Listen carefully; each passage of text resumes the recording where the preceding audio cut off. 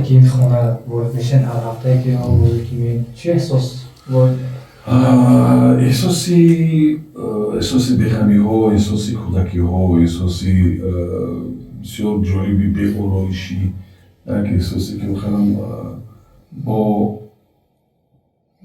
درک آنی که با زمان بخمی ها و کودکی ها میرم همان احساس.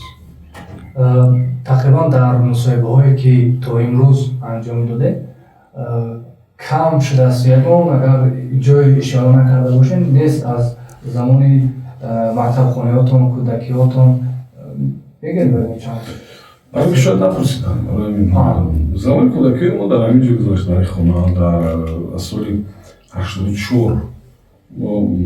در مکتب میانه رفتیم تا سال 94 در مکتب میانه مثل کودکی همه مردمی دیها مردمی همین منطقه با شادی به کدام یک غم به اینترنت به وابستگی از نمیدونم گادجت ها با کامبازی و فوتبال بازی و با بازی‌های دیگری که فکر میکنم خیلی بی‌ضررتر نه فقط بی‌ضرر بودن حتی که منفعت آورتر از بازی‌های امروز بودن از کامپیوتر بازی و از گادجت بازی ها. ولی از اون بازی ها و فرزندای خود که انجام میدن میدونن اصلا درباره بازی‌هایی که اصلا زمانی کودکی ما بود ولی اصلا بچه‌ها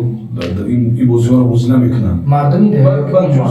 من بچه‌های دیگه هم مثلا از ارزش‌هاشون مثلا بازی‌هاشون هم کاملا فرق کننده است. بجز از همون نمی‌دونم لنکه بازی و بیجل بازی.